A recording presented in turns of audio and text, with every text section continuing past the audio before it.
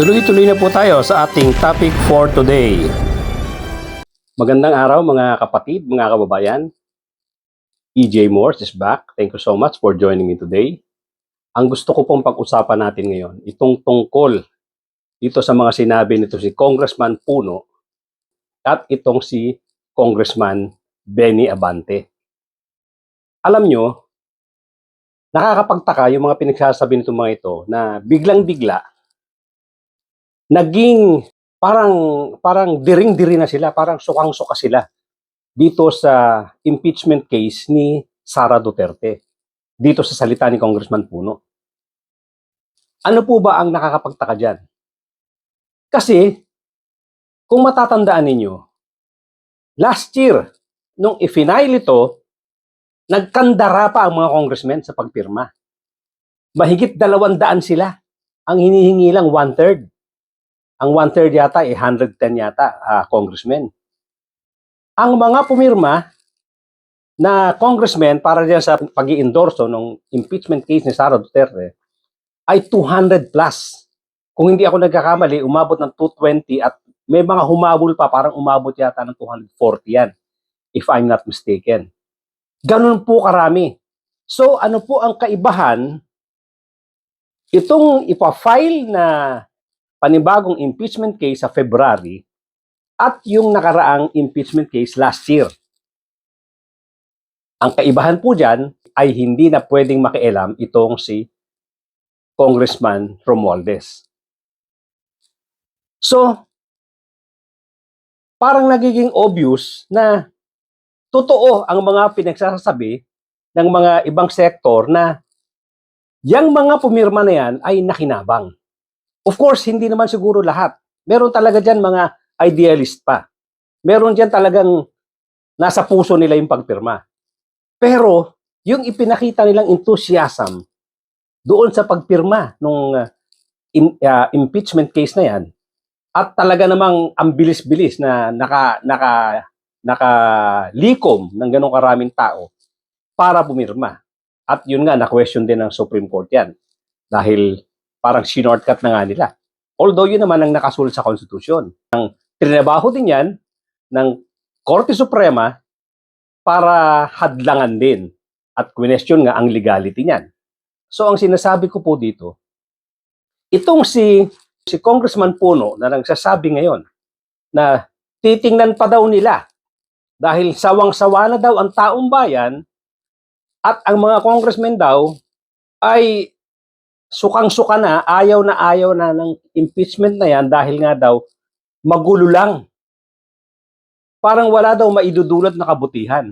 Nalilimutan niya na Mr. Congressman, itong hinahabol dito sa impeachment case na to ay accountability. Accountability ng isang public servant. At ano ang pagkakaiba nung last year na nagkandara pa kayo sa pagpirma niyan? Dahil ang nakasulat dyan ay naandyan dyan yung pagbabanta niya sa buhay ng presidente, ng First Lady at saka ni Romualdez. Naandyan dyan yung betrayal of public trust. Naandyan dyan yung other high crimes. So, ibig sabihin, inendorso niyan, mahigit 200 kayo dahil may nakita kayong krimen na ginawa. Ano ngayon ang pagkakaiba? After a year, sinasabi mo, wala namang masyadong basihan. Wala namang masyadong matinding basihan. Ibig sabihin, after a year, yung ginawang krimen nitong si Sara Duterte, ngayong taon na to ay hindi na krimen? Ganun ba, Congressman Puno? Nakakapagtaka yan. Imbes na ako ay naniniwala sa'yo tungkol sa mga pinagsasasabi mo rito kay Barsaga, eh ngayon nagdududa na ako sa'yo. Mukhang itong si Kiko Barsaga ay may pinanggagalingan talaga na mga nalalaman, kaya siya may mga isinusumbong sa taong bayan. Hindi nga lang maganda ang pagkakahandle nitong si Kiko Barsaga. Medyo talagang bata pa, hindi pa seasoned eh. Hindi tama ang kanyang mga ways, tama yung pagde-deliver, at hindi rin tama yung pag-handle niya sa sarili niya. Kaya nagkaganito siya. Pero yung mga isinusumbong niya, baka may katotohanan. Yung mga na-receive ng mga congressmen na isinusumbong niya mukhang may katotohanan. At gaya nga nung sinabi ko doon sa una kong vlog, doon sa mga nakaraang kong vlog, itong mga congressmen, isipin nyo, sa laki ng mga sinesweldo niyan, every break meron silang 1.5 million na bonus. Hindi ko alam kung bonus ang tawag nila dyan. Isipin nyo na lang, kada break, sa loob ng isang taon, nakaka-receive sila ng 1.5 million. Ganun po katindi.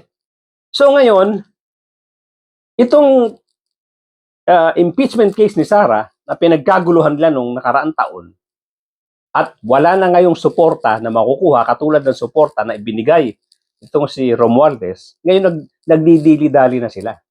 Itong si Benny Abante at itong si Congressman Puno. So anong pagkakaiba nung krimen na ginawa ni Sara Duterte last year? Ngayong taon na hindi na siya krimen?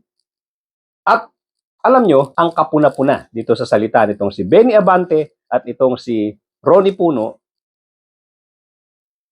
nagbibigay sila ng konting awang. Sasabihin nila, hindi na sila ganado dyan, hindi na sila natutuwa dyan sa impeachment case na yan, according to Ronnie Puno, hindi na sila, marami na daw sa kanila, especially yung kanilang partido, ang NUP, hindi na raw sila ganon kasigasig. Hindi na sila ganyan ka-enthusiastic dyan sa impeachment case na yan. Pero, titingnan din daw niya kung ano daw yung mga ipa-file na ebidensya.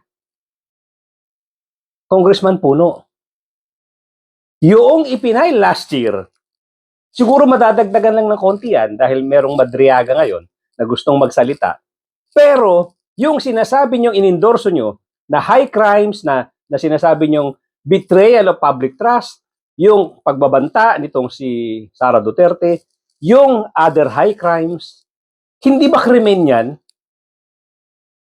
Hindi ba sapat na yan para sabihin nyo na itong impeachment case na to ay may basihan? Hindi ako nanggigigil, wala akong personal na galit dito kay Sara Duterte, pero ang sinasabi ko, yung para sa mamamayang Pilipino, hindi ako loyal kahit kaninong politiko.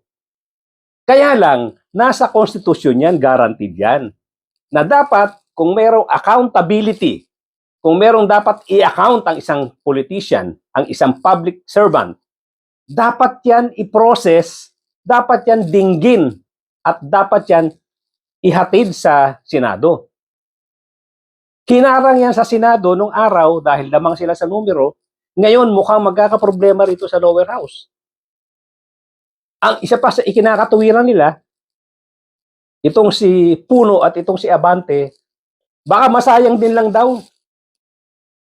Baka hindi raw mag-prosper doon sa Senado. Ano ba namang katuwiran yan? Bakit yung pinoproblema yung hindi pa nangyayari? At wala kayong kontrol sa Senado. Pinoproblema mo yung Senado, samantalang wala naman kayong kontrol dyan.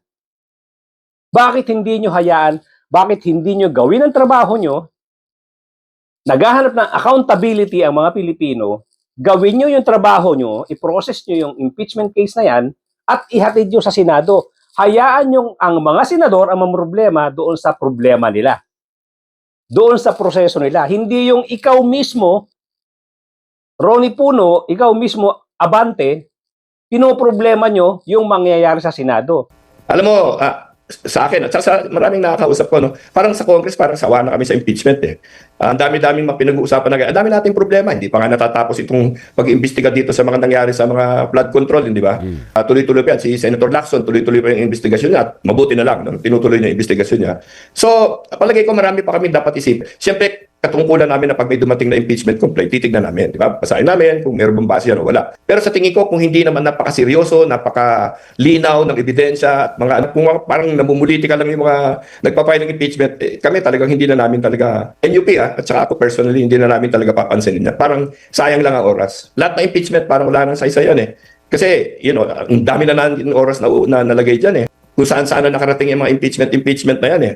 Tapos ang nakikita natin, siguro, alam mo, pag pumasok tayo sa impeachment, magko-committee hearings yan sa the Committee on Justice, ang dami haka-haka na naman, ano mo, at mawawala yung isip ng tao sa mga tunay na problema natin, ano, yung pagandahin natin ng gobyerno. Hindi siguro malino at hindi gusto ng tao talaga kasi walang dinadatnan eh.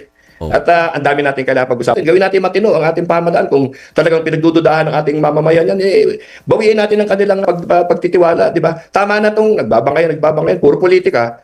Na alam naman natin wala pupunta, di ba? Kasi yung Senado ngayon sa tingin ko mahirap na may ma-impeach diyan eh. Pero yung mga boboto yung 130 wala na yon. Unang-una, yung Supreme Court decision parang medyo pinahirap. At ituloy natin yung lahat ng ibang trabaho ng Kongreso. Marami tayong kailangan gawin, Alvin eh. Pero sabi mo, yung National Unity Party, kayong pinakamalaki dyan sa sa Kamara, hindi kayo susuporta dyan. Sa tingin ko hindi. Tingnan natin, depende siyempre sa sa complaint. Pero kung yung walang bago, walang madiin na ebidensya, hindi naman mukhang, malinaw, ganun, palagay ko. Hindi. Pero yung 130 na pirmahan, yan, sigurado ko, hindi kami sasali dyan. File the impeachment. Sila magpa-file ng impeachment. And sinasabi ko din sa mga kasamahan ko, mukhang wala silang masyadong excitement to support. Yun ang alam ko. Oo. Kaya, so, I don't know, kung makabayan block yan, maaaring mga anim sila. Pero nakikita ko naman na walang masyadong excitement ng mga administration congressman to support the impeachment. Ako, I'm thinking kung anong magiging stand ko tungkol diyan. I really would like ako personally speaking kung talagang merong overwhelming evidence to warrant the case, why not? Ano ba namang mga katwiran yan? Katwiran bata. Hindi kami kahapon lang ipinanganak. Yung mga pinagsasasabi ninyo na ayaw na namin, nagdidili-dali kayo kasi ganyan, mukhang titingnan ko muna. Parang gusto ko na tuloy maniwala na kayong mga congressman ay fueled by bago pumirma. Kung ganyan ang mga aksyon nyo, hindi maaalis sa aming mga tao, sa aming mga mamamayang Pilipino, mag-isip. Dahil ngayon, nagpapa-importante kayo, kine-question nyo na kahit wala pa yung ipa-file na impeachment case, tapos maglalagay kayo ng konting opening. Titignan ko rin kung ano yung ebidensya nila. Alam mo na yung mga ebidensya. Kung ano yung i-file last year, idadagdag lang yung mga sinasabi ngayon ni Madriaga. Alam na alam mo yung high crimes, yung betrayal of public trust, yung mga pagbabanta, alam na alam mo na. Ano pa yung titignan mo? Halatang halata kayo na kunwari isinasara yung pinto pero nakasiwang ng konti. Nag-aantay kayo ng negosasyon. Halatang halata kayo. Pati si Benny Abante, ganyan din ang style. Nagpapa-importante kayo. Ayaw ko sanang maniwala nung araw. Pero ngayon, parang obvious na sa akin na kayong mga congressmen, pipirma lang kayo diyan sa impeachment na yan kung may konsiderasyon. Sa mga pananalita nyo, nahahalata. Hindi na kami ganun. Hindi na kami mga bata na para bulahin nyo. Hindi kami mga bobo na pwedeng utu-utuin ninyo diyan sa mga pananalita nyo. Kunyari, makabayan kayo. Kunyari, hindi na makakatulong sa bansa. Kunwari, sinasabi mo, masyado na magulo. Masyado ng maraming problema na dapat pag-usapan. Punyeta. Ano mga pinagsasasabi mo? Itong si Sara Duterte, problema rin to na dapat itakel ng Kongreso. Kung hindi nyo itatakel ang problemang ito, lalaki ng lalaki ang problemang ito. Hindi nyo pwedeng iwasan, sasabihin nyo, ayoko na ng impeachment kasi mas maraming problema na dapat asikasuhin. Itong problema kay Sara Duterte, malaking problema ito ng bansa na hindi nyo dapat takasan. Hindi nyo dapat takasan ito.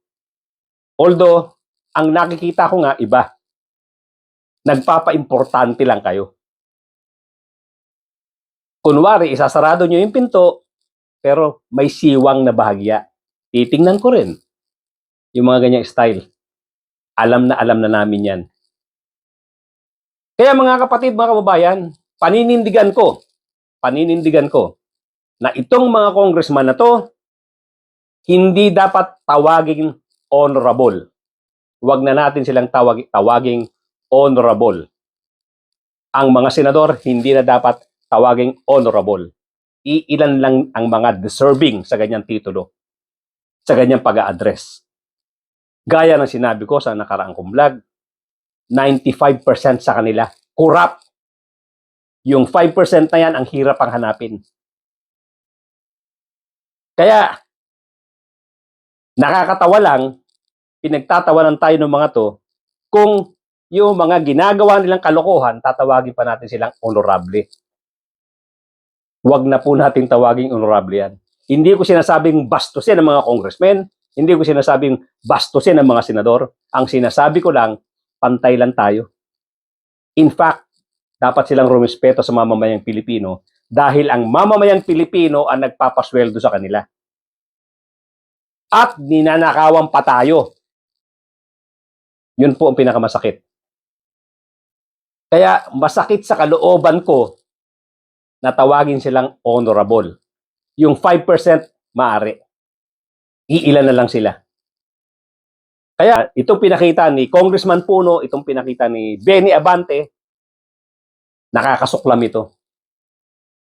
Biglang-bigla nakalimutan nila yung mga krimen na ginawa nitong si Sara Duterte na inendorso nila last year. After a year, hindi na siya krimen.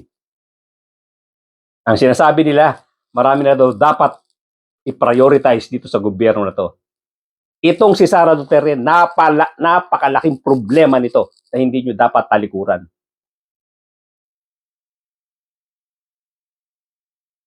Naghahanap kayo ng konsiderasyon.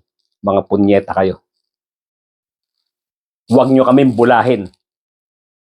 Hindi kami mga uto-uto. At ito mga DDS, dapat nga hindi kayo magalit sa akin eh. Hindi kayo dapat magalit sa mga taong katulad ko, sa mga nagpo-post sa social media tungkol dito sa mga pinaggagawa ng mga politiko, tungkol dito sa mga supposed to be public servants na mga kawatan, mga nagnanakaw. May mga kaso. Kine-question natin ang mga ito, katulad ni Sara Duterte, dahil may kaso siya. Dahil may nakitang problema doon sa pag-handle niya ng pera. Hindi para sa akin ito. Hindi para sa pamilya ko. Hindi para sa mga kaibigan ko. Hindi para sa mga kamag-anak ko. Para sa ating lahat po ito. At hindi po ito isang pelikula na yung bida talagang susuportahan nyo ng todo. Whether mali o tama ang gagawin niya, susuportahan nyo. Pag question siya, pag criticize siya ng ibang tao, nagagalit kayo. Mali po yan. Dahil kami po dito sa social media, lalo na yung mga katulad kong neutral, wala naman akong politikong sinusuportahan. Ako po ay nakatuon sa tama. Ako po ay nagsasalita para sa bayan, para sa batas, para sa konstitusyon. So kung mali, mali. Kung merong nakitang pagnanakaw, dapat imbestigahan kung kailangan imbestigahan. Kung kahit na sino pa yan, senador o congressman, at vice president or presidente. Kung nakikitaan siya ng mali, kung kailangan imbestigahan, imbestigahan. Kung kailangan ipakulong, ipakulong. Hindi po ito, uulitin ko, hindi po ito para sa akin. Para sa ating lahat po ito. Kaya, hindi ko makita yung logic na kung i-criticize ko si Sara Duterte, nagagalit ang ibang tao. Especially yung mga DDS. Mali po yan. Ito pong ginagawa ko rito, hindi lang para sa akin. Para sa lahat ng mamamayang Pilipino na argabyadong-argabyado dito sa mga politiko na to, dito sa mga supposed to be public servants na to, na walang ginawa, talagang nakipagdikdikan, lahat ng paraan ginawa nila para maupo sa pwesto at later on, magnanakaw lang sila. Kaya nga sinasabi ko, kahit sa mga DDS, i-address ko sa inyo to, 95% po ng mga opisyal natin sa gobyerno, mga kawatan. 5% na lang po ang hindi sa aking pagtatansya. At yung 5% na yan, napakahirap ang hanapin. Kaya dapat pagtulong-tulungan natin yan. Hindi po bida si Sara Duterte, hindi po bida si Bongbong Marcos. Lahat sila may accountability sa ating mamamayang Pilipino.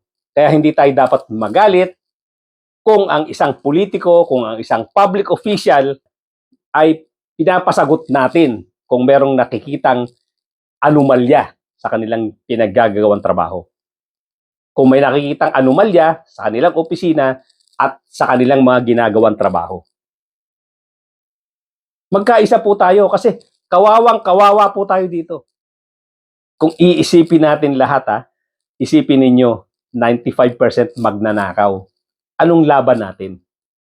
Bakit mo ipagtatanggol ang isang public servant na nakikitaan ng mali na paghihinalaan na magnanakaw, hindi pa naman siya ikukulong, gusto lang natin maimbestigahan siya, patunayan niya sa korte kung siya ay walang kasalanan, kung siya ay hindi nagnakaw. Yun lang ang gusto natin. Hindi tayo nagbibintang dahil galit lang tayo sa taong yan. Sinasabi natin, merong nakitang problema sa pag-handle mo ng pera, magpa-imbestiga ka. Huwag kang umiwas. At kayong mga supporter niya, huwag kayong magalit. Huwag niyong suportahan ng isang tao na merong ginagawang pagkakamali.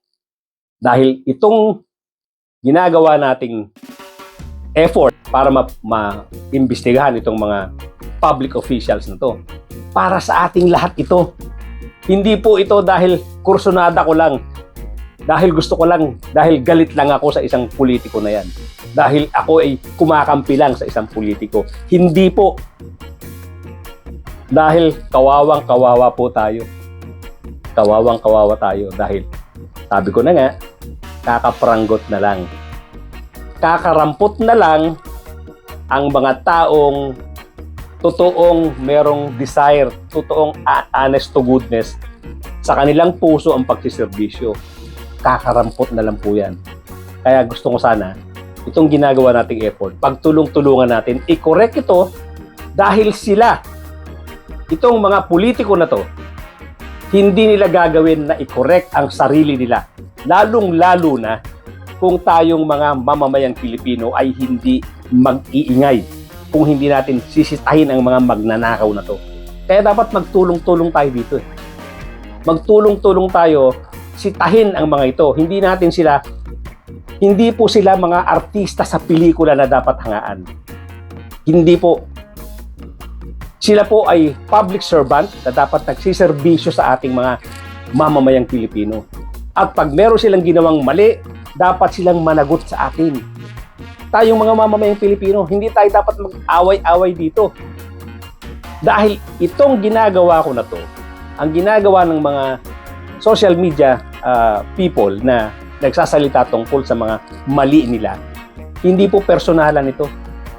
Ginagawa lang po natin ito dahil nga gusto natin tumino ang mga taong ito, tumino ang ating gobyerno at finally makinabang ang bansang Pilipinas.